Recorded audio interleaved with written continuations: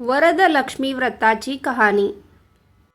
रत्नजडित सिंहासनावर सर्व लोकांचे नेहमी कल्याण करणारे श्री शंकर विराजमान झाले आहेत. हे पाहून सर्व लोकांवर अनुग्रह करण्याकरिता त्यांना पार्वती प्रश्न करते की हे भगवान शंकरा, आपण सर्व लोकांचे स्वामी आहात व प्राणीमात्रांच्या कल्याणार्थ रात्रंदिवस झटत आहात. आपण सर्वांमध्ये श्रेष्ठ असून आपले ठिकाणी पातकाचा लेशसुद्धा नाही. तरी आपणाला मी पुण्यकारक अत्यंत गुप्त गोष्ट विचारते, ती मला आपण कृपा करून सांगावी. ती गोष्ट ही की हे जगतप्रभो, एक वरदलक्ष्मी नावाचे व्रत मी ऐकले आहे. त्याचा विधी आणि महिमा काय ते मला सविस्तर सांगावे. पार्वतीचा हा प्रश्न ऐकून शंकर म्हणतात, हे पार्वती, वरदलक्ष्मी व्रत हे सर्व व्रतांमध्ये उत्तम व्रत असून अत्यंत सौभाग्य देणारे असे आहे. ह्या व्रताचे आचरण केले असता तत्काळ सर्व प्रकारची संपत्ती प्राप्त होते. पुत्रपौत्रादी संततीची वृद्धी होते. हे पार्वती, ज्यावेळी श्रावणातील पौर्णिमेस शुक्रवार येतो त्या पौर्णिमेपासून स्त्रियांनी या महालक्ष्मीचे म्हणजेच वरदलक्ष्मीचे पूजेला प्रारंभ करावा. हे ऐकून पार्वती पुन्हा विचारते, देवा, त्या व्रताचा विधी काय? देवता कोण आहे व पूर्वी कोणी कोणत्या प्रकारे याचे आचरण केले ते सर्व मला सांगावे. यावर शंकर म्हणतात, हे पार्वती, अत्यंत पुण्यकारक वरदलक्ष्मी व्रताचा इतिहास मी तुला सांगतो. हे सुंदरी, तूही त्या देवीच्या आराधनेत कोणत्या प्रकारे तत्पर होशील तेही कथन करतो. कौंडिन्य नावाचे एक नगर असून त्या नगरात ज्याच्या सभोवताली सुवर्णाचा कोटा आहे आणि अग्निप्रमाणे तेजपुंज असे एक मंदिर होते. त्या मंदिरात चारुमती नावाची एक सर्व लोकांत प्रख्यात अशी ब्राह्मण स्त्री राहत असे. ही ब्राह्मण पत्नी सतत पतिभक्तीविषयी तत्पर, महापतिव्रता, सासूसासऱ्यांवर अत्यंत प्रेम करणारी होती. तिची कांती चंद्राप्रमाणे असून तिचे भाषण फार मंजूळ होते. तिचे सदा सर्व काळ प्रसन्न चित्त व पवित्र आचरण पाहून प्रत्यक्ष लक्ष्मी तिच्या स्वप्नात आली आणि म्हणाली, हे चारुमती, इकडे ये. वरदलक्ष्मीच्या प्रसादाने तुझे कल्याण असो. तुला मी एक गोष्ट सांगते ती ऐक. ज्यावेळी श्रावणाच्या पौर्णिमेला शुक्रवार येईल त्यावेळी तो दिवस व्यर्थ न घालविता दृढ अंतःकरणाने वरदलक्ष्मी नावाच्या व्रतास तू आरंभ कर. चतुर्भुज अशी सोन्याची लक्ष्मीची प्रतिमा करावी. आपले घर स्वच्छ करावे व सगळीकडे तोरणे बांधावी. तशाच विविध रंगाच्या रांगोळ्या काढाव्यात.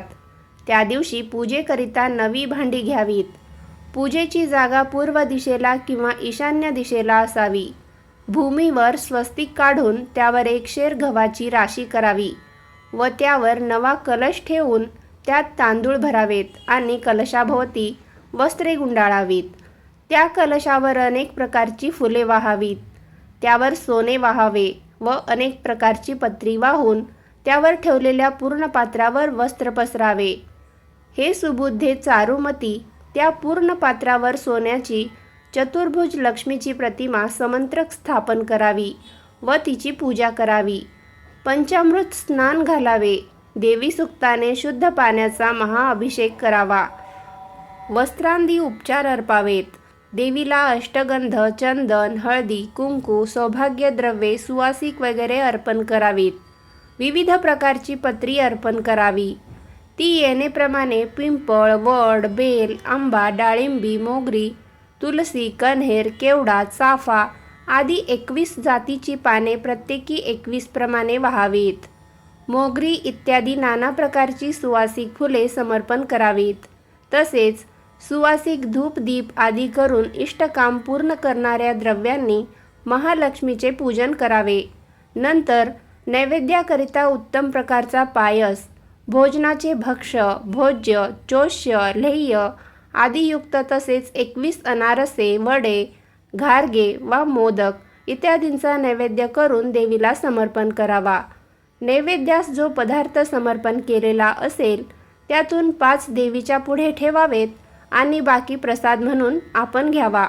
यथाशक्ती राजोपचार, नाना प्रकारचे शेषोपचार देवीला सन्मानपूर्वक समर्पण करून शरण जावे आणि इष्टवर हेतूची देवीपाशी प्रार्थना करावी. शक्यतेनुसार नृत्य, गायन, वादन करावे. लक्ष्मीची गाणी म्हणून प्रार्थना करावी. हे प्रिय भाषिणी चारुमती, पूर्वी उमा, सरस्वती, सावित्री, इंद्राणी इत्यादींनी हे समृद्धी देणारे व्रत यथासांग केले व त्यामुळे त्या मोठ्या अधिकारास पोहोचल्या. त्याचप्रमाणे तू माझे पूजन केले असता मी तुझे सर्व मनोरथ पूर्ण करीन, पाहिजे तो वर देईन. याप्रमाणे वरलक्ष्मीने चारुमतीस स्वप्न दृष्टांत दिला असता ती चारुमती म्हणाली, हे वरलक्ष्मी परमेश्वरी, तू सर्व जणांची जननी आहेस. तू पुण्यमूर्ती इथे प्रकट झाली आहेस. तुला मी नमस्कार करते. हे शरणागताचे रक्षण करणाऱ्या, हे जगतपूज्ये, हे श्री विष्णूच्या वक्षस्थलावर निरंतर वास करणारे, जिला तू एक वार कृपादृष्टीने अवलोकन केलेस ती तत्काळ सर्व संकटांपासून मुक्त झालीच, यात शंका नाही. मी पूर्वीच्या सहस्रावधी जन्मांत काहीतरी पुण्याचा संचय केला असेल. तो असे की ज्यामुळे हे हरिवल्लभे आज मी तुझे चरण कमल पाहत आहे. याप्रमाणे चारुमतीने गौरवपूर्वक स्तुती केली असता जगदंबा वरलक्ष्मी हास्य करून अनंत वर देती झाली. असे स्वप्न पाहून चारुमती तत्काळ मोठ्या गडबडीने जागी झाली आणि आपल्या सर्व आप्तवर्गाला हे आनंददायक स्वप्न कथन केले. ते ऐकताच छान छान, फार उत्तम असे सर्व म्हणाले. नंतर वरलक्ष्मीने सांगितल्याप्रमाणे हे व्रत करण्याचा त्या सर्वांनी संकल्प केला आणि श्रावणातील पौर्णिमा शुक्रवारी केव्हा येईल याची मार्गप्रतीक्षा करीत बसली. त्यांच्या सुदैवाने लवकरच श्रावणाची पौर्णिमा शुक्रवारी आली. मग त्या दिवशी चारुमतीसह तिच्या आप्तवर्गातील सर्व स्त्रिया प्रसन्न मुद्रेने स्वच्छ, सुंदर, विविध उंची वस्त्रे धारण करून तिने पूर्वी सांगितल्याप्रमाणे घर स्वच्छ सारवून, तोरणे बांधून, उत्तम रांगोळी काढून, गव्हाच्या राशीवर तांदळांनी भरलेला कलश स्थापन करून त्यावर सुवर्ण प्रतिमा मांडून यथाविधी वरलक्ष्मीची पूजा करून प्रार्थना करतात. हे कमलासने, हे हातात कमळ धारण करणारे, हे सर्व लोकापूज्ये, हे नारायण प्रिये, हे देवी, तू निरंतर आमच्यावर प्रीती करणारी अशी हो.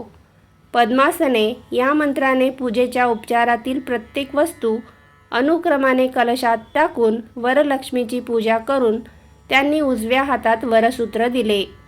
या वरलक्ष्मीच्या प्रसादाने चारुमती प्रसन्न अंतःकरण होऊन क्षुधितांना अन्नदान करण्याविषयी व आप्तकुटुंबी वर्गाच्या पोषणाविषयी तत्पर झाली.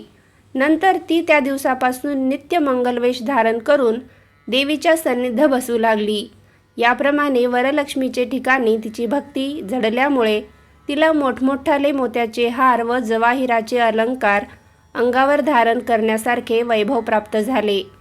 शेवटी तिचे वैभव इतके वाढले की तिला ज्या ज्या ठिकाणी जाण्याचे असेल तेथे तेथे ती सोबत हत्ती, घोडे, रथ यांनी युक्त अशा मोठ्या थाटाने जाऊ लागली.